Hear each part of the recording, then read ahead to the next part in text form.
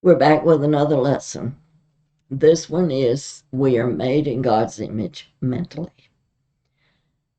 Now, I think it is really important that we understand that the great God who created us gave us an ability mentally that nothing else of creation has.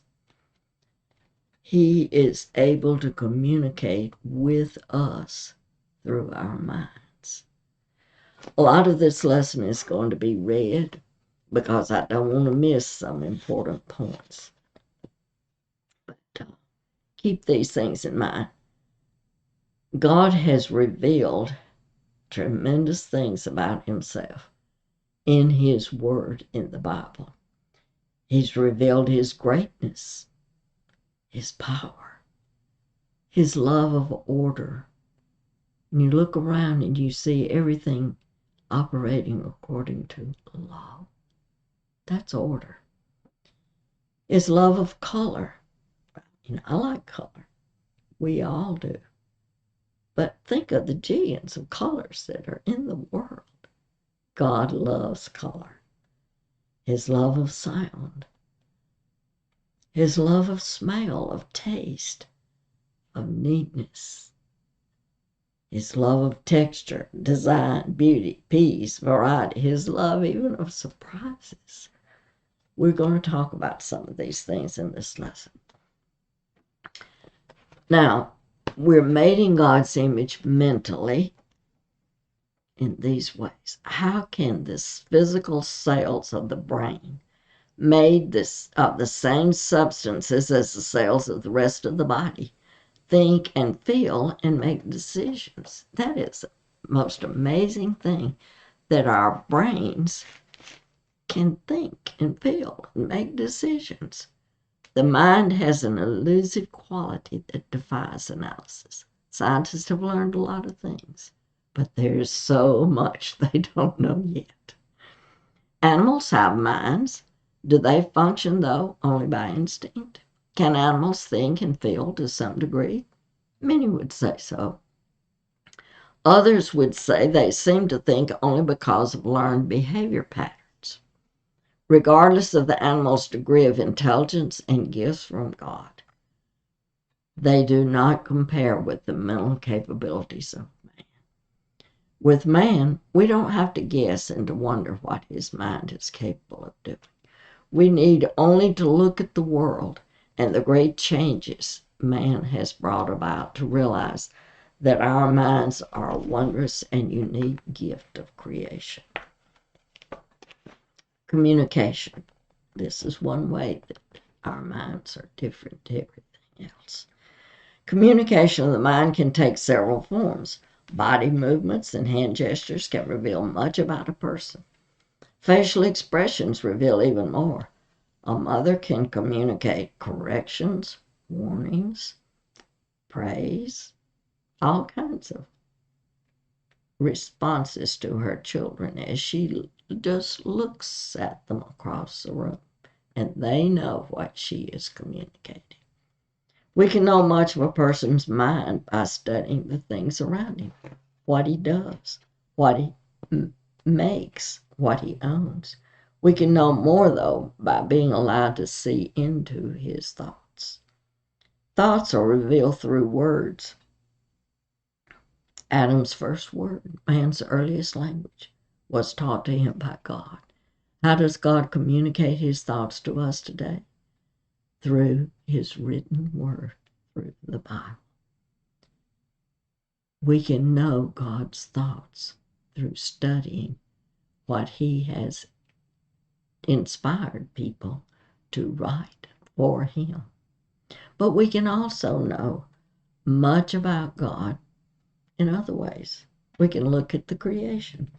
In our efforts to grow in the image of God, if our minds are to be molded after his, we must learn what God's mind is like. We can understand much about God by the works of his hands that are all around us. Who could look into the endlessness of space and fail to realize the greatness of God?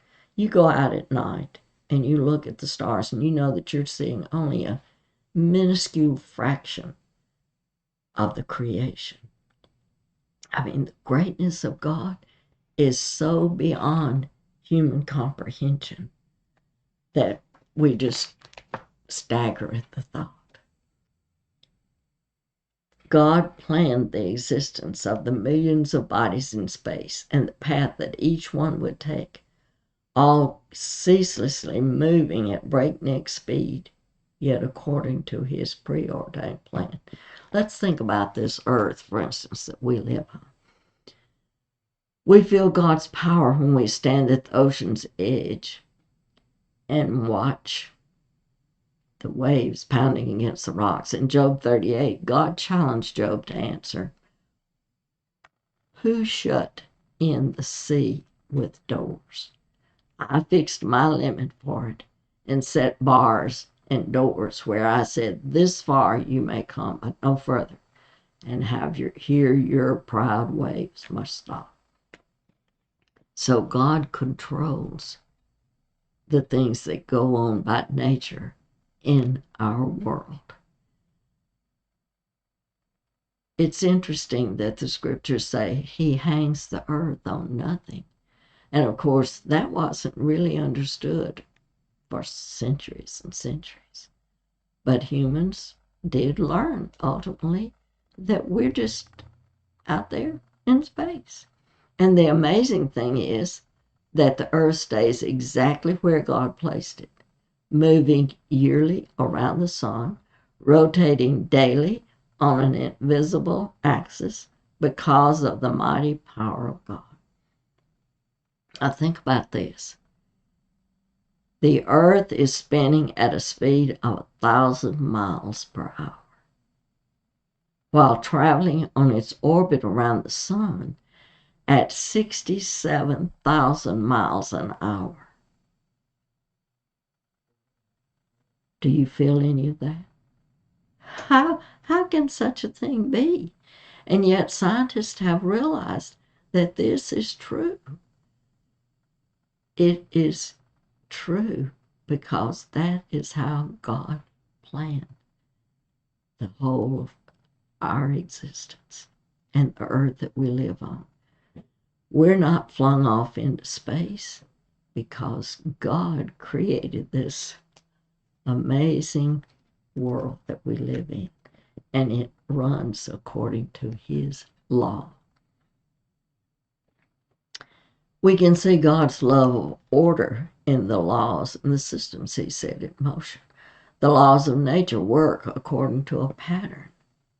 When we talk about a law, it means that this is a set of rules, something that controls whatever is there under that law.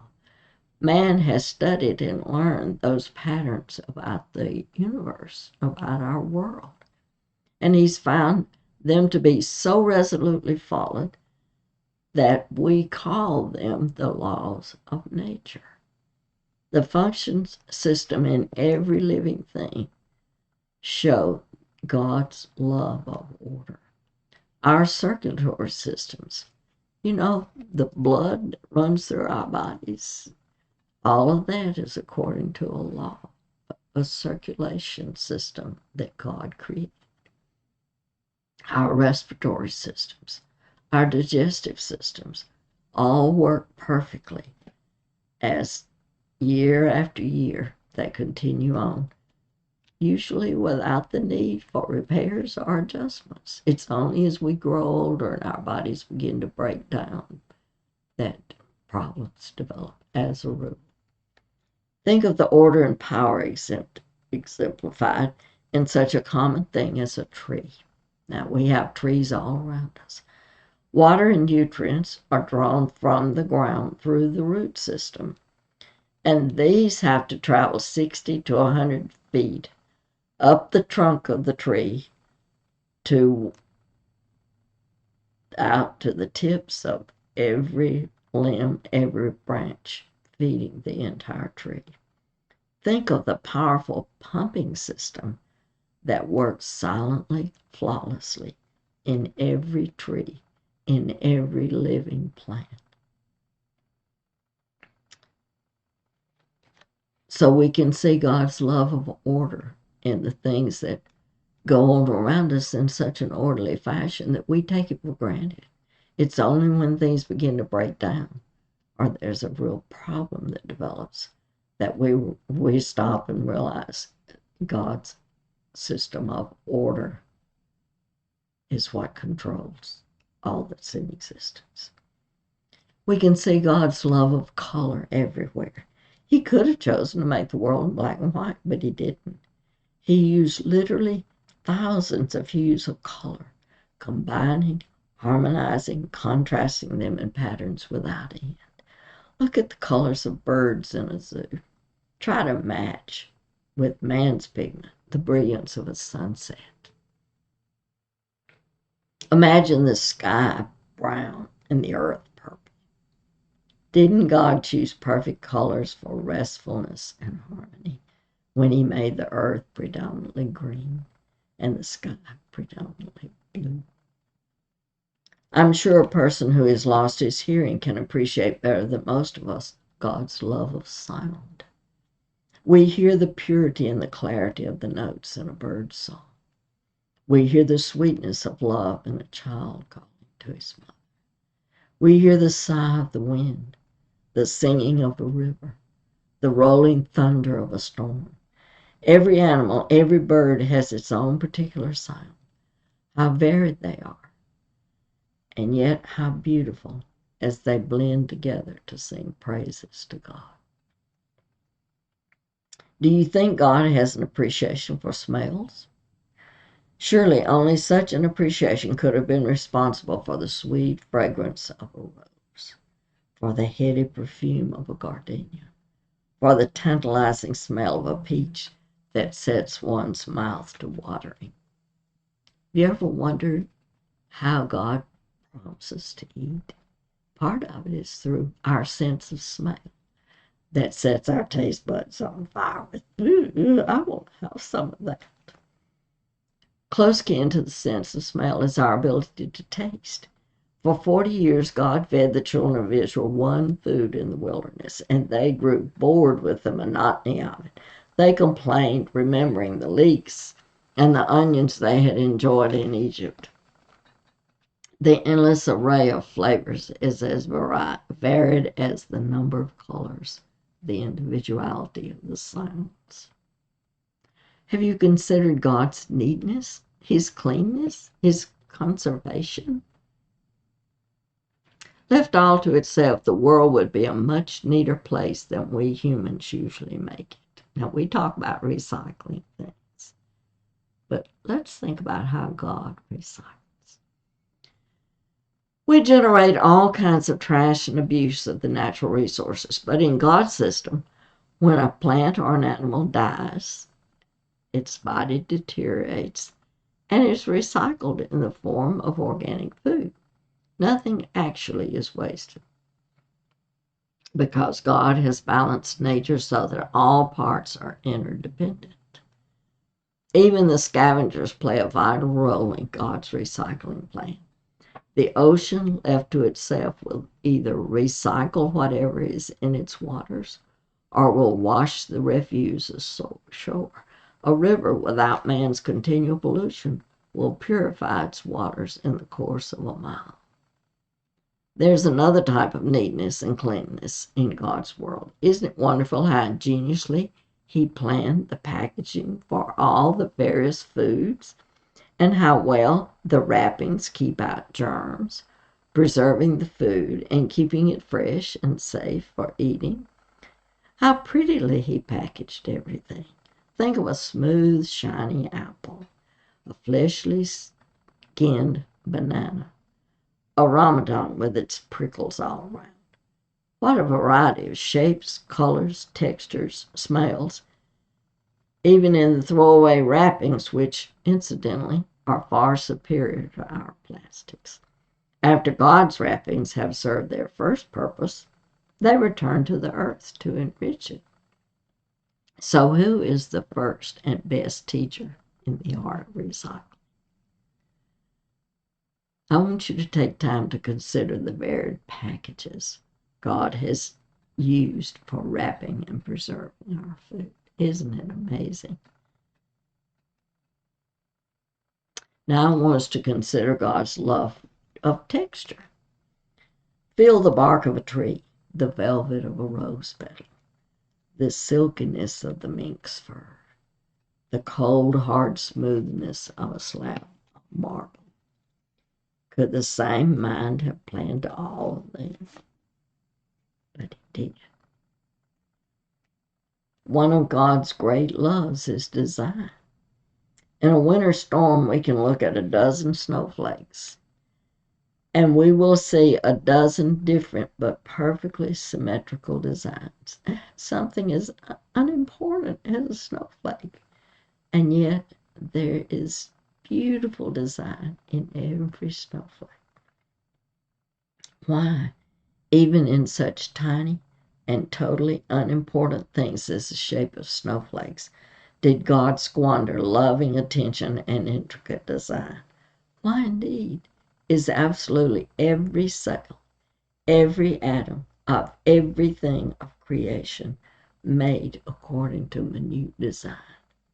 The answer could only be because God is an absolutely orderly being,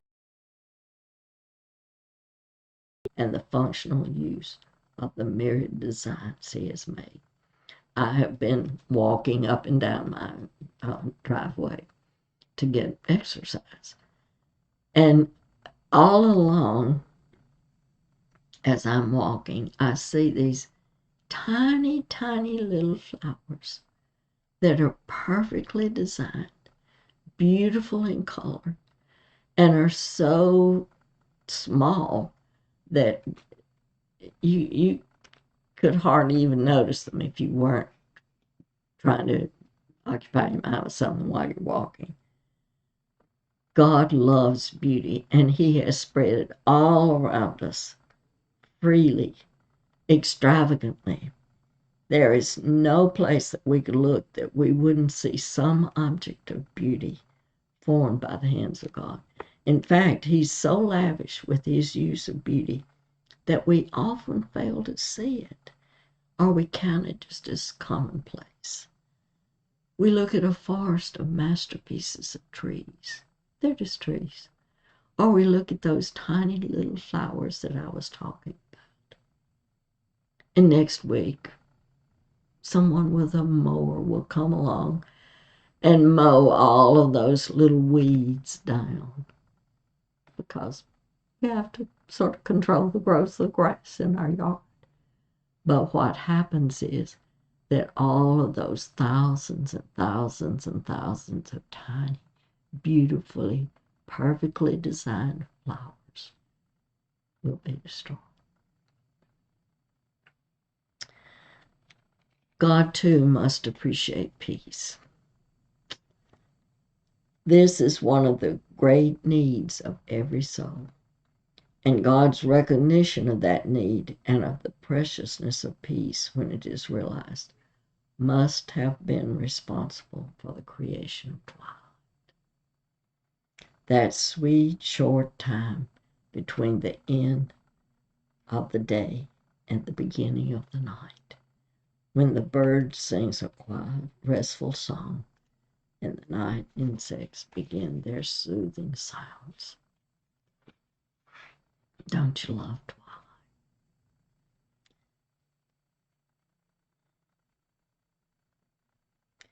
Could we look at creation and fail to see God's love of variety?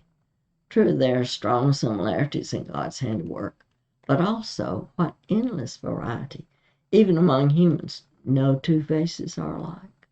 No two sets of fingerprints are the same. So even though all of us have eyes, ears, noses, mouths, 10 fingers, 10 toes, all of us are distinctly individual. But visit 10 zoos and see how many different kinds of birds you find. How many varieties of monkeys are there? Walk along the seashore and pick up shells. How many thousands of totally different kinds would be there? And what varied and intricate markings they have. God loves surprises too. He's got a sense of humor. Did you ever look closely at the center of a cosmos flower to see how many little stars are hidden away there? That's why they're called cosmos flowers. Did you find the medicine inside the fleshy leaves of the aloe vera? Yeah, that's the only household plant I have in my kitchen. Vera. Because if I get a burn or a cut, I know the best thing I can do for it is to cut a piece of that fleshy aloe vera leaf and rub it on. And often it doesn't even get sore. Who but God could have planned such a thing as a caterpillar spinning a cocoon for a bedroom and then eventually emerging splendidly dressed as a butterfly? Isn't God amazing? But also amazing is that man alone was given the ability to share the thoughts of God.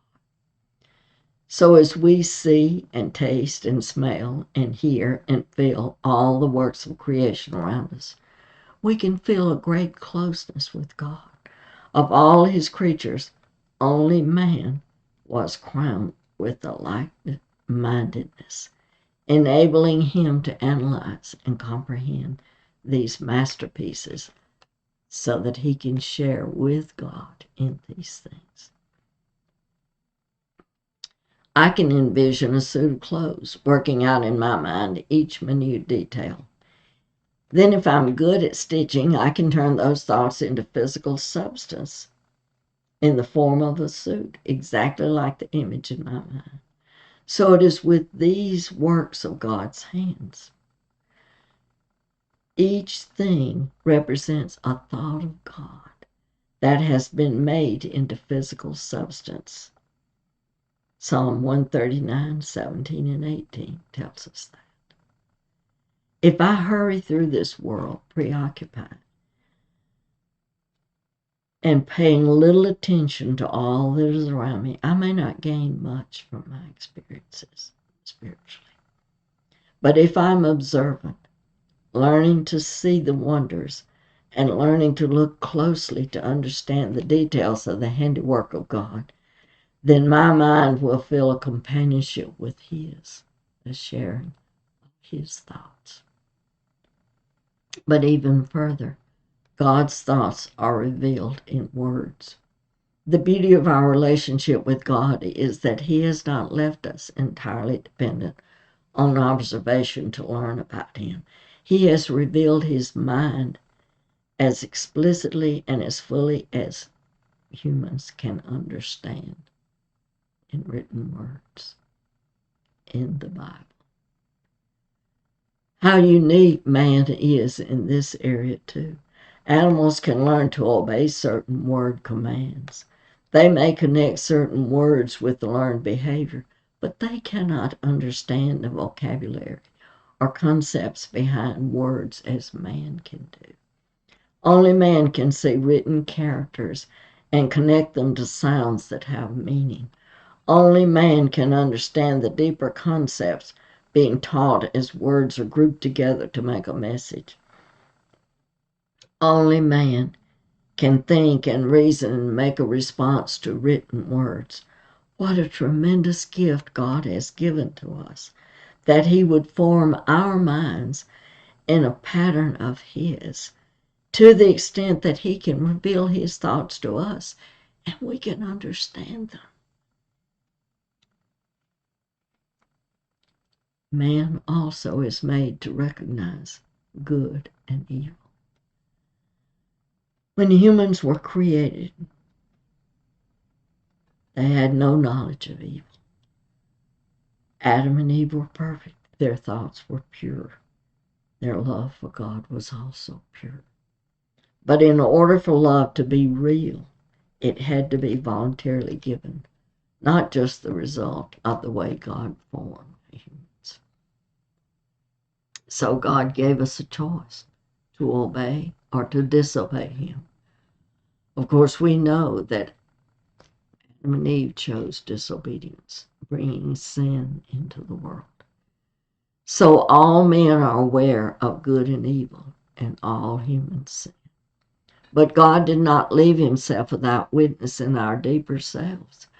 From the beginning, each man's conscience bears an image of the moral uprightness of God, and also a consciousness of his existence.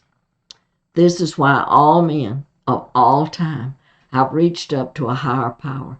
This is why, regardless of whether people in a certain area or a certain age knew a direct revelation from God, they created something to worship.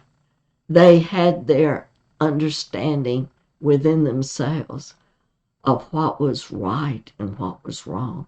This is one of the basic ways that we're created in God's image, so that we have embedded within us a hole and emptiness, longing for God, and a consciousness of this is right, let me do this. This is wrong, no, don't do that. And so this deep imprint of God in the soul of man is why the general understanding of moral rights and wrongs has been the same the world over throughout time. Man alone of all of God's creation has a will of his own to decide what he wants to do. He can choose to look at nature and see God. He can choose to go even further and read God's book, the Bible, in order to understand the thoughts of his Creator. Then, whatever those thoughts are, man can bend his own will to be in submission to God.